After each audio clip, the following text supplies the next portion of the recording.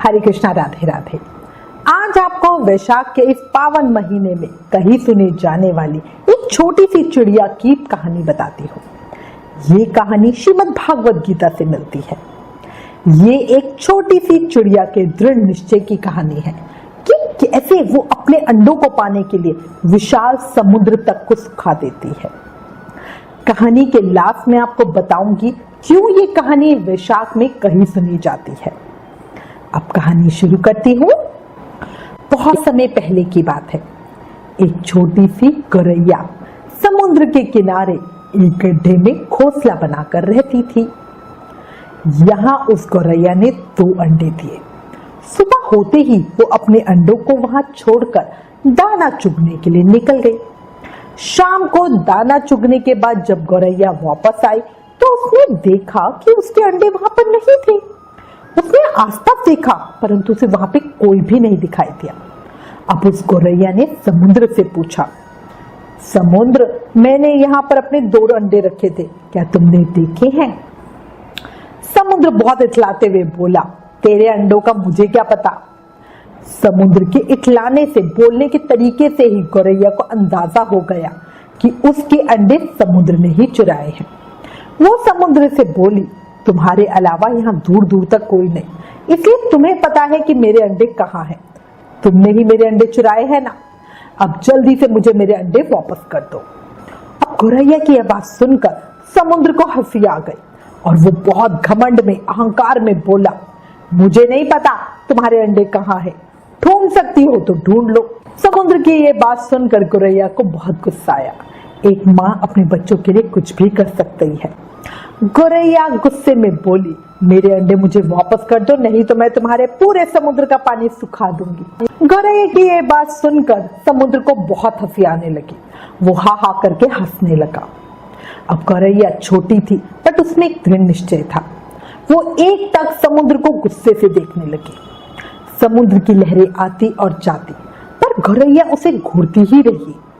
गौरैया बोली, समुद्र, तुम ऐसे नहीं मानोगे, अब मैं तुम्हारा पानी सुखा कर ही रहूंगी। जो एक माँ होती है ना, वो अपने बच्चों के लिए किसी भी हद तक जा सकती है। समुद्र को ये बात कहकर गौरैया अपनी नन्ही चोंच से समुद्र में से पानी लेती और किनारे पे डालती जाती। ऐसा करते करते उसे सुबह से शाम हो गई। शाम के समय अन्य पक्षी आए और गौरैया को देखकर बोले, गौरैया, आज तुम दाना चुगने क्यों नहीं आई? गौरैया गुस्से में थी इसलिए उसने कोई जवाब नहीं दिया और वो अपने काम में ही लगी रही। वो अपनी चोंच में समुद्र से पानी लेती और किनारे पे डालती जाती। सभी पंछियों ने देखा और उसे बहुत समझाने की कोशिश की कि ये कार्य संभव नहीं है। भला समुद्र का पानी कोई सुखा सकता है क्या? लेकिन गौरैया नहीं मानी और बोली, मैंने प्रण किया है, मैं इस समुद्र का पानी सुखा कर ही रहूंगी। इस तरह से मेरे अंडे भी मुझे वापस मिल जाएंगे। ऐसे दृढ़ निश्चय के साथ गौरैया अपने काम में लगी रही। जब वो थक जाती तो थोड़ा रुक जाती, फिर वापस अपने काम में लग जाती। अब ये सिलसिला 3-4 दिन तक यूं ही चलता रहा। आप खुद सोचो, लोग आपको रोक रहे हैं, मना कर रहे हैं, बट फिर भी लगे हुए हो। और यही था गौरैया का दृढ़ निश्चय। अगर लोग आपको किसी काम के लिए रोकते हैं और बार बार मना करते हैं, नहीं आपसे ये काम नहीं होगा, नहीं होगा, सुबह कैसे जल्दी उठ सकते हो, 4 बजे कौन उठता है, आराम से उठ सकते हैं, बट अगर आपके अंदर दृढ़ निश्चय है तभी आप इस काम को कर सकते हो। अब धीरे धीरे गौरैया का स्वास्थ्य गिरने लगा, क्योंकि थी तो वो छोटी सी ना और उसकी चोंच में आता भी कितना पानी था।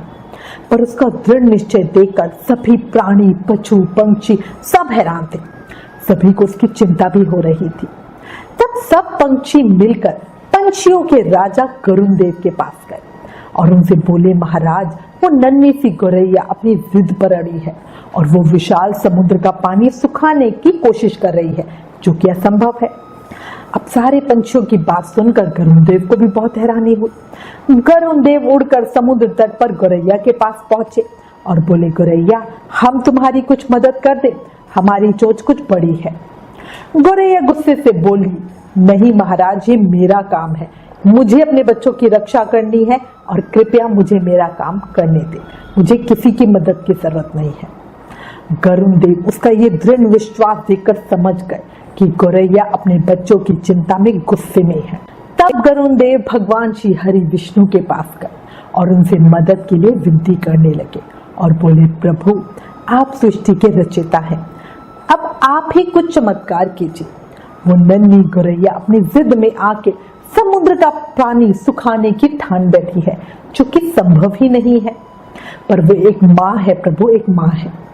भगवान विष्णु ने देखा कि गौरैया निरंतर अपने काम में लगी हुई है, उसका दृढ़ निश्चय है, और ये देखकर भगवान बहुत प्रसन्न हुए। श्री हरि विष्णु ने समुद्र देव से पीछे हटकर गौरैया को उसके अंडे वापस लौटाने को कहा। भगवान विष्णु की आज्ञा समुद्र टाल नहीं सकता था। अब भगवान विष्णु की आज्ञा के अनुसार ही समुद्र पीछे हटा और उसने गौरैया ने अपने अंडे निकाल लिए और वो इटलाते हुए बोली, देखा मैंने कर दिखाया ना। आपको ये शायद हरसी टिठोली का प्रसंग लग रहा होगा, पर ये कहानी हमें शिक्षा देती है कि कोई भी कार्य छोटा या बड़ा नहीं होता। अगर हमें खुद पर भरोसा है और हम दृढ़ निश्चय कर ले तो असंभव काम में भी ईश्वर स्वयं हमारी मदद करते हैं और उस काम को पूरा करवाते हैं।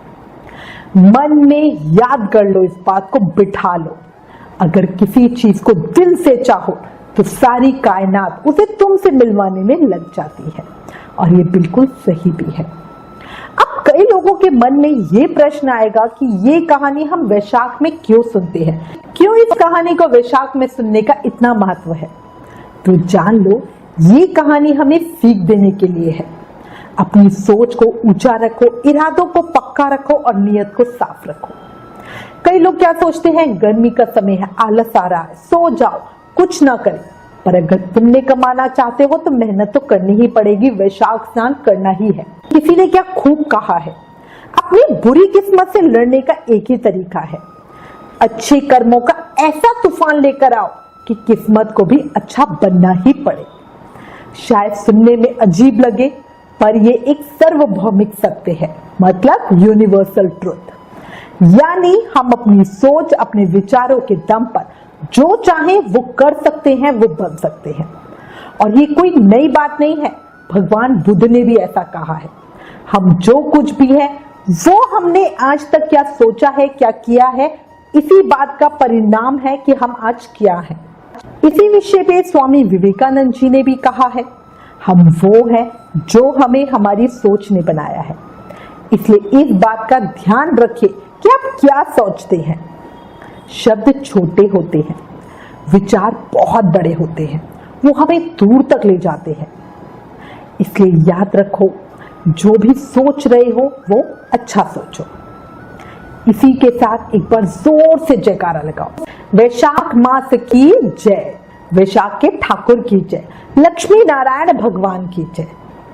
अगर इस कहानी में दी गई सीख आपको पसंद आई हो तो प्लीज इस वीडियो को ज्यादा से ज्यादा शेयर करें। Please like, share and subscribe.